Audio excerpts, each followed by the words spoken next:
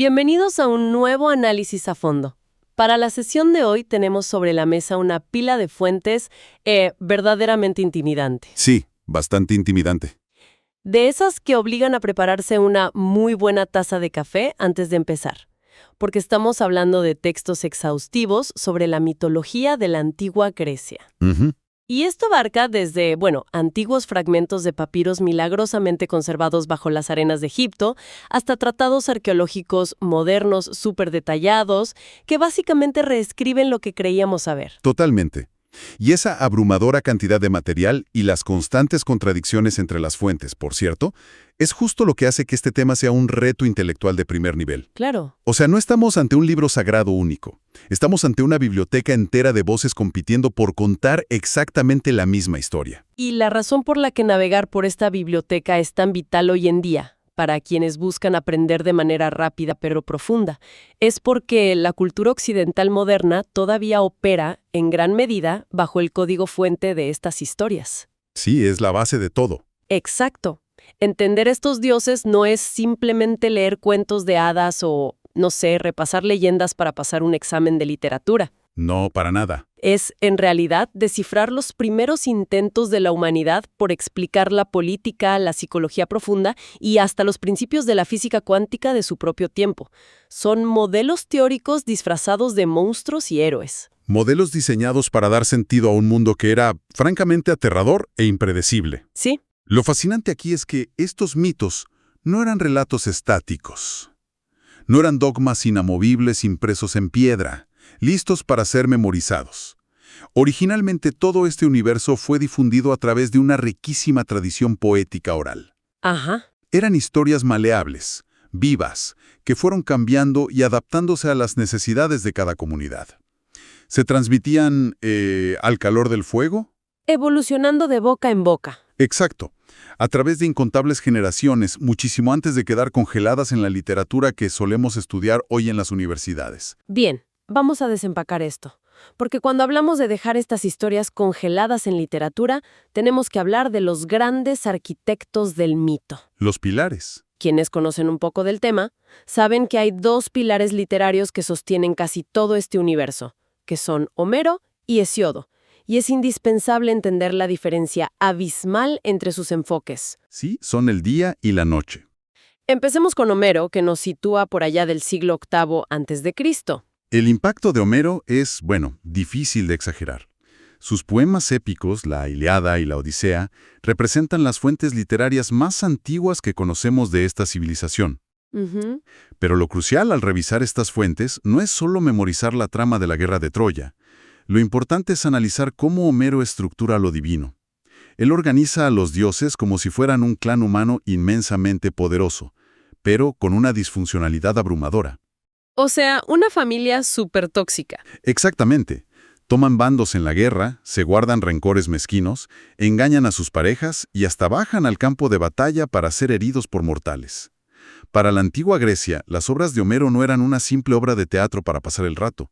Claro. Es casi como si la Ilíada fuera, un manual de supervivencia social dictando qué virtudes admirar y qué vicios castigar. Todo a través del drama de la edad de los héroes. Sí, totalmente. Pero luego, en la pila de textos, nos encontramos con su casi contemporáneo, Hesíodo. Y la propuesta de Hesíodo parece pertenecer a un género literario completamente distinto. Si Homero es el novelista que escribe sobre el drama familiar, Hesíodo es el ingeniero que intenta hacer una hoja de cálculo del universo. Esa es una analogía perfecta. Hesíodo, especialmente en su Teogonía y en los Trabajos y los Días, nos presenta una cosmogonía sistemática. Él no se conforma con mostrar a los dioses peleando. No. Él busca explicar el génesis de la materia, el origen literal de las deidades y cómo se estructuraron las líneas de sucesión del poder cósmico. Es un intento monumental de clasificar el caos, de darle un árbol genealógico a las fuerzas de la naturaleza. Y hay un concepto brillante en la obra de Hesíodo que resuela con una ironía fantástica hoy en día. Él introdujo este famoso esquema de las edades del hombre. Ah, sí, las 4 edades. Hablaba de una progresión decadente. Una edad de oro inicial, donde todo era perfecto, seguida por la de plata, la de bronce y finalmente la dura edad de hierro. Lo divertido de esto es que Hesíodo afirmaba vivir en esa terrible edad de hierro, quejándose amargamente de lo corrompida y difícil que era su época. Sí, Resulta que la costumbre humana de quejarse de que los tiempos modernos son los peores y añorar un pasado idealizado tiene literalmente casi 3000 años de antigüedad. es que esa nostalgia crónica por un pasado glorioso es un rasgo humano innegable. Hesíodo intercala la edad de los héroes justo antes de su propia época, para explicar esa transición, y para justificar la presencia del mal, el dolor y el trabajo agotador en su presente, detalla el mito de Pandora. Ah, la famosa caja de Pandora. Bueno, ahí hay un detalle vital de las fuentes originales. Pandora nunca abrió una caja. ¿En serio? Sí, la traducción correcta del griego, de la palabra pitos, indica que abrió una gran tinaja o una jarra de almacenamiento. Vaya. Dejó escapar todas las miserias humanas de esa jarra y logró retener en el borde únicamente a la esperanza. Esa imagen de la jarra es poderosa, pero la literatura griega no se detiene en esos dos gigantes. La tradición continuó moldeando estos mitos. Los documentos mencionan a poetas líricos como Píndaro que usaban el mito para enaltecer a los atletas olímpicos, dándoles lecciones morales. Ujú. Y por supuesto, la época dorada de Atenas nos trajo a los inmensos dramaturgos, Esquilo, Sófocles y Eurípides. Ellos tomaron las viejas tramas de asesinato y venganza de la Edad de los Héroes y las deconstruyeron en el teatro. Explorando temas profundos. Exacto. La culpa, el destino, la justicia comunitaria.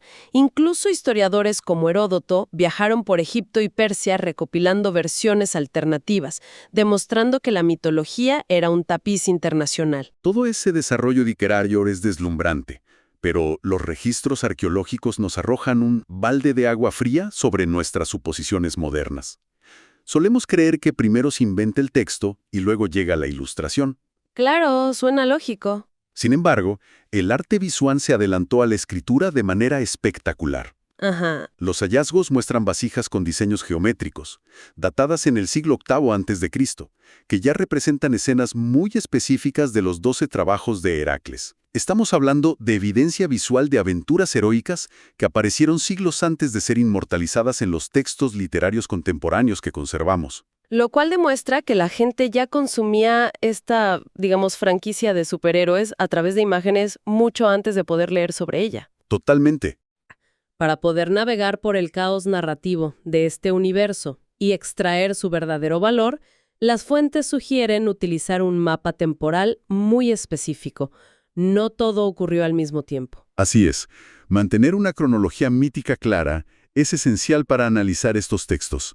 A través de la síntesis de la poesía épica, se organiza esta inmensa historia en 3 épocas principales.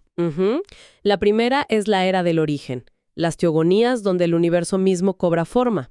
La segunda es una fascinante época de transición, un periodo fronterizo donde mortales y deidades interactuaban físicamente, procreando y compartiendo banquetes. Sí, y la tercera es la famosa Edad de los Héroes, donde la intervención divina directa comenzó a menguar, dejando a figuras como Aquiles y Odiseo lidiar con las consecuencias, culminando todo en las cenizas de la guerra de Troya. Hablemos de esa primera y turbulenta etapa, el principio del todo.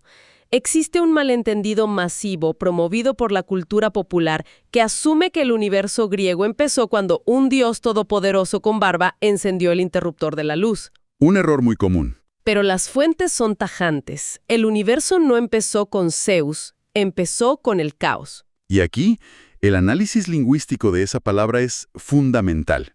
Cuando los textos antiguos mencionan el caos, no se refieren a un desorden ruidoso o a una confusión anárquica, que es el uso moderno que le damos a la palabra. Claro. Etimológicamente, alude a una brecha primordial, un bostezo del universo, un vacío insondable.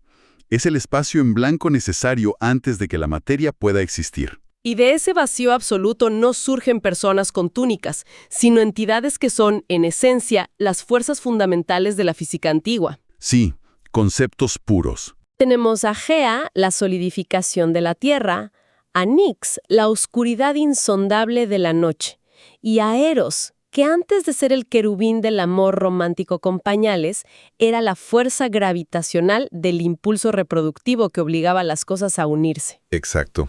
Y revisando los documentos más oscuros de nuestra pila de fuentes, hay un hallazgo que vuela la cabeza, el papiro de Oxirrinco. Ah, impresionante ese hallazgo. Sí, este documento rescatado nos muestra fragmentos del poeta Alcmán, quien describe un inicio del cosmos aún más abstracto. Habla de entidades veneradas como Poros, que representa el comienzo, el sendero o la iniciativa, y Tecmor, que es el fin, el límite o la meta. Adentrarse en los fragmentos de Alcalman revela la inmensa sofisticación psicológica de estas culturas tempranas. Adorar conceptos como el sendero o el límite, antes siquiera de adorar al relámpago o al mar, nos dice que estaban profundamente preocupados por el propósito y la dirección de la existencia, no solo por el clima. Sin embargo, esta abstracción filosófica pronto se convierte en un relato sumamente carnal. Aquí es donde se pone realmente interesante, porque la cosmología se transforma rápidamente en un thriller familiar. Gea, la Tierra, da a luz a Urano, el cielo. Y Urano resulta ser la encarnación de la tiranía. Sí, el primer dictador cósmico. La historia cuenta que detestaba a los hijos que engendraba con Gea, así que los obligaba a permanecer ocultos, empujándolos de vuelta a las profundidades de la Tierra, sin dejarles ver la luz. Una imagen espantosa. Gea, sometida a una agonía física y emocional insoportable. Forja en secreto una hoz dentada de pedernal.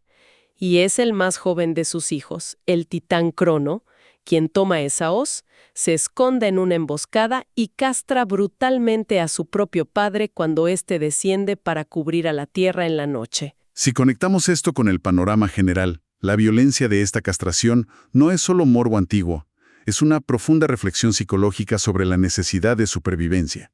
Este motivo de la separación violenta del cielo y la tierra es un arquetipo asombrosamente universal. Ah, ¿sí? En otras culturas. Sí. Por ejemplo, las tribus maoríes de Nueva Zelanda relatan cómo el dios de los bosques tuvo que empujar a la fuerza a Papa, la tierra, y a Rangi, el cielo, que estaban fundidos en un abrazo tan asfixiante que la vida no podía crecer entre ellos. ¡Wow! Y en el antiguo Egipto vemos imágenes del dios del aire, Shu, sosteniendo desesperadamente al cielo lejos de la tierra. Todas estas civilizaciones primigenias compartían un terror claustrofóbico subyacente, el miedo a que el universo los aplastara. El mito de Crono es la forma en que el intelecto griego explicaba cómo la humanidad logró forzar la creación de un espacio físico irrespirable para poder existir. Ese nivel de análisis transforma por completo un cuento violento en un tratado sobre la supervivencia humana primitiva. Totalmente. Y el resultado anatómico de esa violencia es igual de simbólico. Las fuentes nos detallan que la sangre de Urano, al caer sobre la Tierra, engendre a horrores como los gigantes y las eriñas, los espíritus implacables de la venganza. Ajá. Pero sus genitales caen al mar. Y de la turbulenta espuma que se forma a su alrededor, emerge Afrodita, la cúspide de la belleza y el deseo. Es la máxima lección griega. De la violencia más extrema y perturbadora puede nacer la belleza más sublime. Esa dualidad está en el corazón de todo el pensamiento griego. Pero la historia no se detiene, porque el trauma generacional se hereda. Crono, habiendo liberado al mundo, se convierte a su vez en un tirano paranólico que devora a sus propios hijos para evitar ser derrocado. Repitiendo el ciclo. Exacto. Esto desata la inevitable crisis cósmica, la titanomaquia. Es la guerra total, donde la nueva generación, liderada por Zeus, derroca al viejo régimen. Tras 10 años de conflicto que casi destruye el universo, el nuevo orden impone su sede en el monte Olimpo. El mundo se divide, Zeus rige la atmósfera y los cielos, Poseidón domina los vastos mares y Hades es relegado al oscuro y burocrático inframundo. Y ahí entramos al dominio de los famosos olímpicos. Siempre nos enseñan a memorizar a los 12 olímpicos, asumiendo que es una lista estricta, pero deconstruir los textos demuestra que esa docena es un concepto notablemente fluido. Sí, muy variable. Hades, siendo uno de los 3 reyes del cosmos, casi nunca goza de un asiento en el Consejo del Olimpo. Sus condiciones laborales exigen su presencia perpetua bajo tierra. Y las sillas disponibles en ese consejo reflejan las prioridades cambiantes de la sociedad. Existe una teoría histórica fascinante sobre Hestia, la apacible diosa del fuego del hogar, que era el centro de la vida familiar. Ujú. Los textos sugieren que ella cedió su codiciado lugar entre los 12 a Dioniso, el impredecible y volátil dios del vino, el éxtasis y la locura teatral. Desde un análisis sociológico esto demuestra una tremenda madurez. ¿En qué sentido? En la cultura griega entendía que, para mantener la cohesión social, la tradición pacífica debía serle espacio oficial a la catarsis y al frenesí irracional. Si no le daban más asiento en la mesa a las pasiones desenfrenadas, éstas terminarían destruyendo la casa desde afuera. ¡Qué interesante! Y hablando de dar cabida a lo divino, siempre surge la curiosidad sobre la logística de ser un dios griego, puesto que se asemejan físicamente a los mortales y sucumben a las mismas pasiones. La pregunta natural es cómo funcionaba su biología. Claro. Las fuentes revelan que mantener la inmortalidad era, esencialmente, un trabajo de tiempo completo. La fisiología divina era una verdadera obsesión en los textos antiguos. No sangraban como nosotros. Por sus venas corría ícor. ¿Ícor? Sí. Descrito como una sustancia etérea, tóxica para los mortales y de un brillante tono dorado. Pero lo que resulta revelador es que esta biología divina era frágil. Su inmortalidad no era una condición garantizada. Requerían mantenimiento. Exigía un mantenimiento preventivo riguroso a través de una dieta estricta, consumiendo constantemente néctar y ambrosía. Sin estos nutrientes celestiales, un dios podía marchitarse o perder su vitalidad, evidenciando que para los griegos, incluso el poder absoluto requería sustento. Era la rutina de cuidado personal más extenuante de la antigüedad. Una especie de biohacking extremo para evitar la decadencia mortal. Exactamente. Y yendo más allá de la biología, la verdadera genialidad psicológica de estos relatos radica en cómo deconstruían el comportamiento humano a través de contrastes extremos. Tomemos el concepto de la guerra, que era omnipresente en el mundo antiguo. Sí, no pasaba un año sin conflicto. En lugar de tener un solo dios de la guerra, dividieron el concepto. Por un lado, Atenea, nacida adulta de la mente de Zeus, ella encapsula la guerra racional, la estrategia bélica, la defensa de la civilización y el intelecto. Y el contraste directo es Ares. Y es vital notar que, aunque era el dios de la guerra, los propios griegos sentían una profunda aversión hacia él. Lo odiaban, básicamente. ¿Sí? Ares personificaba la fuerza bruta, la matanza irracional y el caos sangriento del campo de batalla. Analizar por qué una sociedad intensamente militarizada y patriarcal, como Atenas, eligió una deidad femenina para representar la virtud del combate táctico y racional, relegando a la deidad masculina al papel de un carnicero impulsivo y a menudo humillado, nos revela una valoración suprema del intelecto civilizado por encima de la pura fuerza física. Es una subversión de roles fascinante. Y también tenemos la figura del rechazo social con Hefesto, el dios herrero. Mientras los demás exhibían una perfección estética inalcanzable, Hefesto nació con discapacidades físicas, siendo arrojado cruelmente del Olimpo por su propia madre. Sí, era. Sin embargo, él era el motor tecnológico del panteón, fabricaba los rayos de Zeus y la armadura de Aquiles. Representa cómo la genialidad técnica y el trabajo obrero, a menudo menospreciados por la aristocracia, son los verdaderos pilares que sostienen el poder. Sin él, el Olimpo no funcionaba. Entonces, ¿qué significa todo esto? Hemos recorrido el camino desde el vacío cuántico y entidades abstractas, pasando por titanes desmembrados, hasta llegar a dioses que requieren dietas especiales y reflejan los complejos psicológicos de la humanidad. ¿Cómo lidiaron las mentes más brillantes de la antigüedad con esta herencia cultural a medida que la sociedad maduraba? Ese proceso de digestión cultural es quizás la parte más importante de nuestra investigación. Hacia el siglo V a.C. surge una ola de racionalidad asombrosa. Con el auge de la filosofía, comenzó una rebelión intelectual contra las viejas historias. Pensadores como el influyente Genófanes comenzaron a señalar las grietas del sistema. La crítica era demoledora. Si las deidades de una cultura son peores ejemplos morales que sus propios ciudadanos comunes, cometiendo robos, fraudes y adulterios, entonces el sistema educativo basado en esos mitos está fundamentalmente roto. Y el golpe de gracia a la credibilidad literal del mito llega con Platón. Al leer sus diálogos, sorprende la vehemencia con la que ataca la tradición. Sí, no se guardaba nada. Platón consideraba que estos relatos eran indignos de lo divino, catalogándolos de ficciones peligrosas que corrompían a la juventud. Quería censurar las obras épicas y expulsar a los poetas de su república ideal.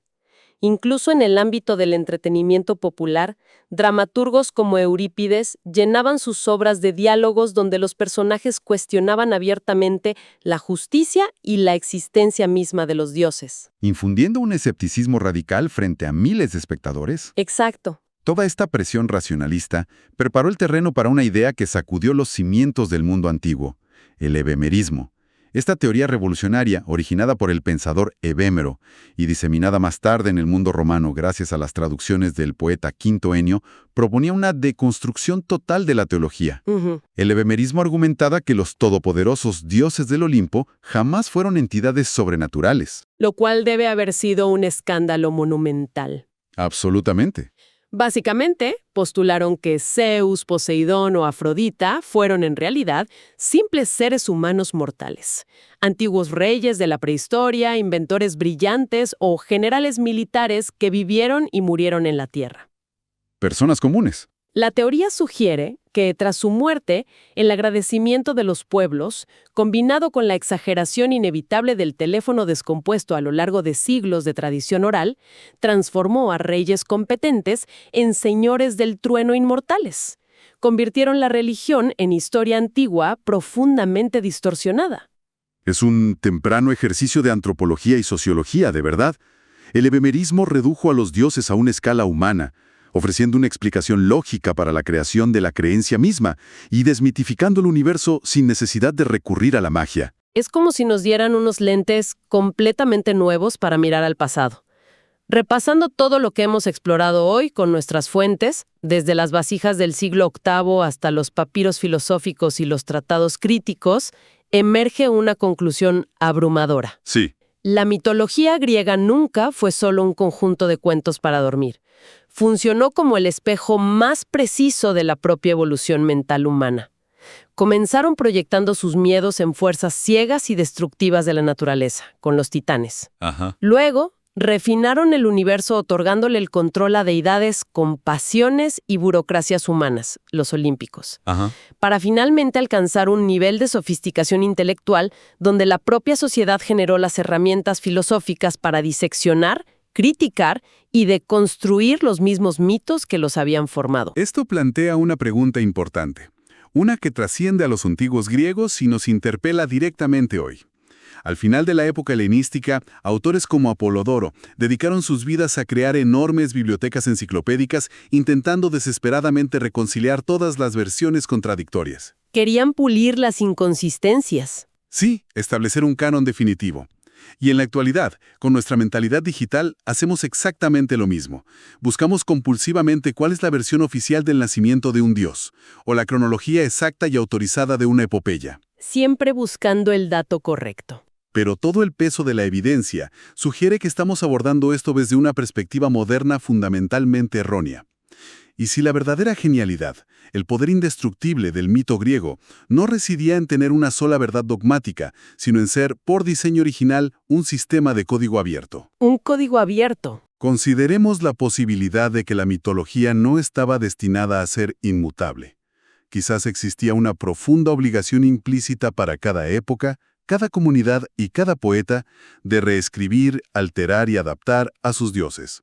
Claro, para que siguieran siendo útiles. Solo al mantener las historias maleables, podían seguir utilizándolas para procesar los terrores, los avances políticos y las ansiedades de su propio momento histórico. Si eso es cierto, nuestra obsesiva búsqueda moderna de una única versión correcta representa, trágicamente, exactamente lo opuesto a cómo las mentes que crearon estas historias entendían el valor de la verdad. Un planteamiento magistral que destruye nuestra necesidad moderna de encasillar el pasado y nos deja una reflexión profunda para seguir procesando mucho después de hoy. Ha sido un recorrido extraordinario a través de las fuentes fundamentales de nuestro pensamiento. Nos despedimos agradeciendo profundamente el tiempo y la curiosidad de quienes nos acompañan en esta búsqueda constante de conocimiento. Hasta la próxima inmersión en las grandes ideas que formaron y siguen formando nuestro mundo.